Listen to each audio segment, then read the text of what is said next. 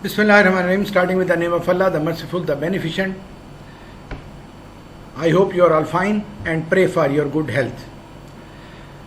We are in the process of understanding or learning the communications, and we have seen that the communication is as important as the management or any subject in the management course is, syllabi is. Communication, without the knowledge of communication, no technical advisor or no health manager can be a good manager. The project designing a sort of a plan, a policy without communication skills is just a lame and a useless idea. The communication system or the communication process, we have seen the communication process in detail, and we have seen the importance of the way that the technique, the communication has been done after realizing that the sender and the receivers are the main targets. So the health education, the types of the communication first, types of the communication. So the communication, health communication material and message can be conveyed in one of the following ways. So first, one-way communication. Didactic method.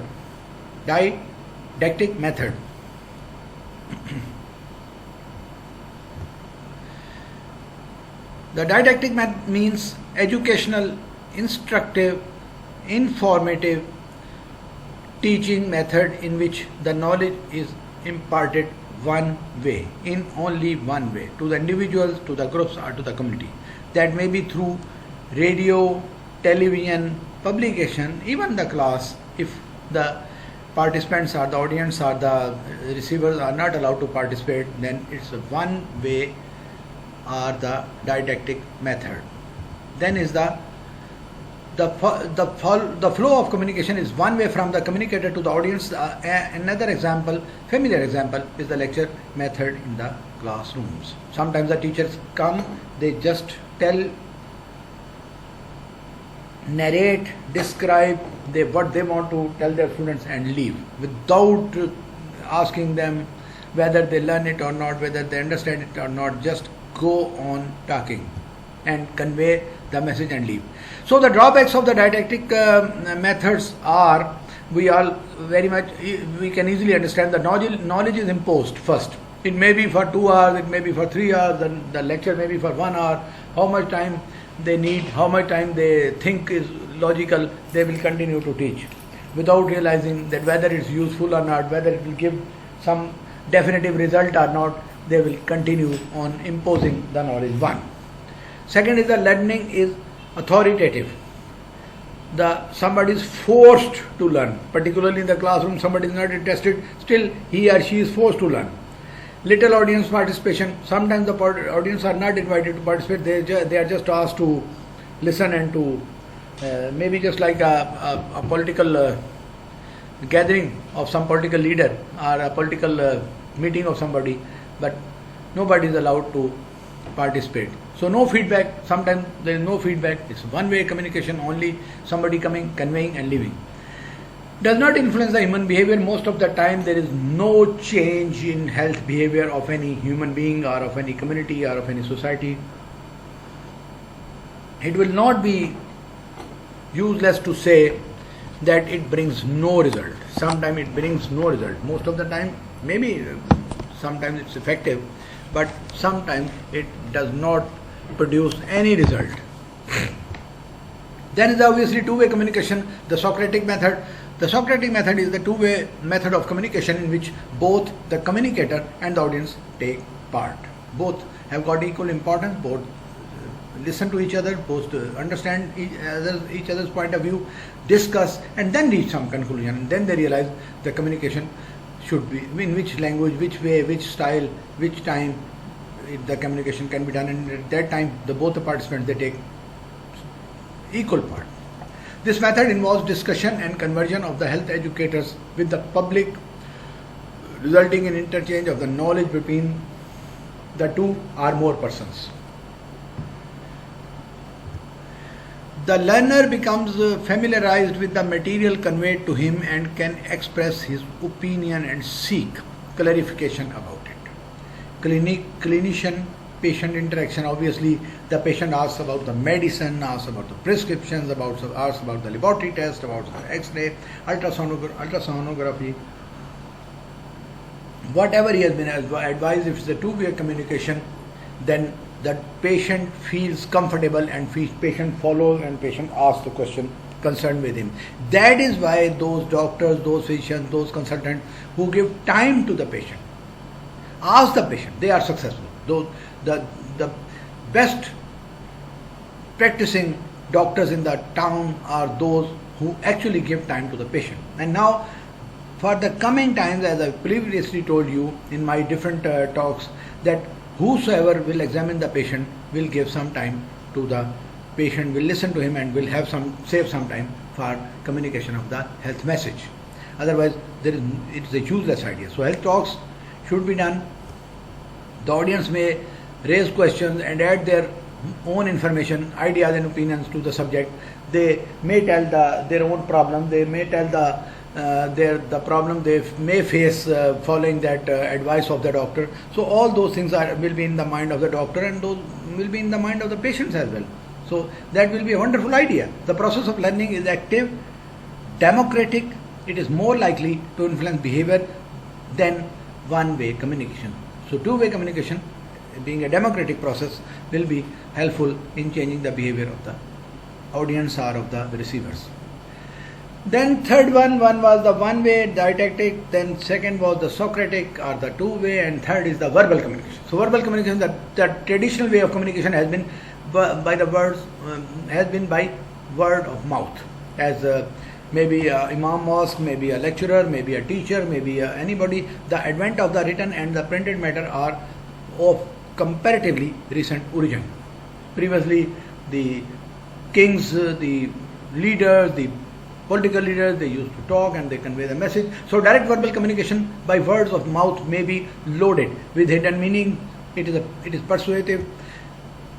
Non-direct or written communication may not be as persuasive as the spoken words. So by all means, if somebody listens to the other, forgets, cannot understand, the time goes, becomes late in the meeting, others listen, maybe the intelligent person is away at that time, maybe he listens but he cannot follow at that time, the verbal communication will just go a waste. Otherwise, if it's a written or it's a non-direct, it will be definitely helpful. Then is the non-verbal communication. The communication can even occur without words. It includes a whole range of bodily movements, postures, gestures, facial expressions, smiles, raised eyebrows, frowns, staring, gazing.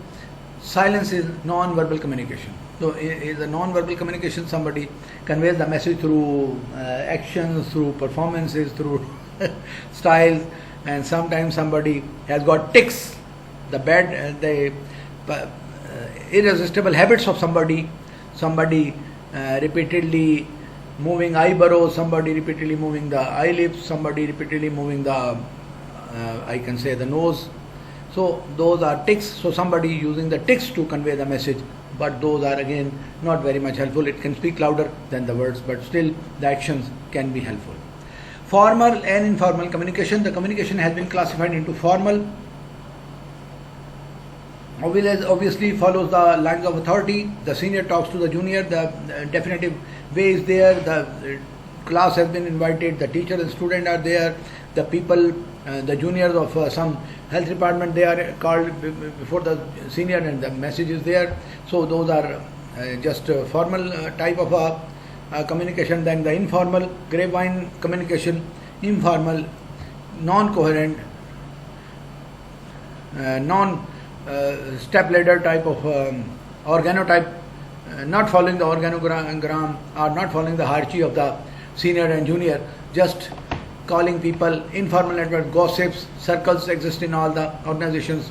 The formal type of speech is not there, just they sit and they talk to each other, they convey the message. They sometimes that something they believe they cannot be conveyed formally, they convey it informally, even in the politics, even in other areas, even in the health, even in the following some projects, they feel that this system cannot be followed of the formal way, so thus just they convey informally to the higher ups or the concerned people. So the informal channel is network is sometimes used to convey the message. Gossip circles exist in all organizations. The informal channels may be more active if the formal channels do not cater to the information. That the gossip or that the in some other private type of discussion and the message is conveyed. Sometimes the message is conveyed through other examples. Example is quoted for someone else and the message is about the health behavior of somebody, or the examples are created, the jokes are created, certain other ways are created, certain sort of the community workers are called in to convey the message, and the message is conveyed informally to the concerned receivers. Then is obviously the visual communication, very much common nowadays. The visual forms of communication comprise of charts, graphs, pictograms, tables, maps and posters. Most of the people, they use those type of the forms, visual forms in their lectures. They have got different bar charts, they have got graphs and they've got maps, posters, other exemplary things. We have got models in our department. Hell of the number of the models are there. Models are created, then those are used. The direct, so I can say the direct models, the directly I can say produced information is conveyed to the viewers in this way. Then is the telecommunication and internet. Nowadays gaining very much important. Telecommunication and internet has been a revolution in the life of the mankind, the youngsters, the older, the everybody, the employees, the workers, the businessmen, everybody using that way, and that is a wonderful way of communication. Now the communication through those internet or telecommunication ways, television, networks, other channels, they have become a full-fledged financial field, full-fledged financial horizon. A lot of money is being spent on the advertisement of certain things. So telecommunication is the process of communicating over distance using electromagnetic instruments designed for the purpose: radio, TV, internet or mass communication media, while telephones, telex, telegram or teletype and telegraph are known as point-to-point systems, are closer to interpersonal type of the communication. Those communications are used, sometimes direct messages are conveyed on the through messages on that WhatsApp group, on the groups are made to convey the messages, other groups are made, the applications are there, they convey the message, certain other telecommunication systems are used, internet is used to convey the message to the receivers, to the effectors, so that they have the clear idea of what they are going to get, what they will get out of it, what benefit they can draw out of it. With the launching of satellite, a big explosion of electronic communication has taken place all over the world. Every country, every civilization, every society is running after satellites, and after the satellite, there's an explosion in the electronic communication. Everybody knows everything happening all over the world. Now people call it is the whole of the world just a global village. Just is a village where we live together. We know everybody. We just sit in our home and see what's happening in any of the state of the United States of America. We can see what's happening in Russia, what's happening in the far-flung areas of South Africa. So now we are in a very much position where we have a telecommunicating system through internet or through other ways by which we can know, we can see know the developments in as far as the communication or the knowledge of health or other subjects is concerned. But as far as we are concerned with the health education, over health education, the modeling of the change of the health behavior, whatever it is, they can be very happily, very comfortably can be done through telecommunication and internet. So those are the ways by which we can communicate the subjects. First was the one-way communication, then it was obviously the two-way communication, then it's verbal communication, then non-verbal communication, then formal, informal communication, then obviously the visual communication, finally the telecommunication and the internet. Now the barriers of the communication. What stops good communication? What are the hindrances? What are the stops? What are the barriers to the communication? So health education may often fail due to communication barriers between the educator and the community. Those may be, first of all, physiological difficulties in hearing, expression, language, style of expression, the way of talking, the speaker's style, the sender's message conveying capacity, the sender's knowledge about the things, the receiver's capacity of understanding, receiver's availability, mental availability at that time, receiver's mental status at that time, all those things are the barriers. So then is the psychological, the emotional disturbances, neurosis, levels of intelligence, language or comprehension difficulties. So all those things again are the barriers to the logical acceptance of the communicated material. Then is the environment. Obviously, if somebody is sitting in such an environment, conveying the message in such an environment, noise, invisibility, congestion, other problems, some entertainment starts when somebody is delivering lecture, some type of rain starts, some type of other disturbance is there, some student has got some problem, teacher has got some problem, somebody from outside starts giving some problem, some noise is there, some animals are there, certain other noises are there. So all those things will create problems. Somebody having a visual problem and asked to sit in the back benches, obviously all those things can create problem. A lot of the number invited, as in the many of the classes we have got 100 students in one class, so that is a useless idea.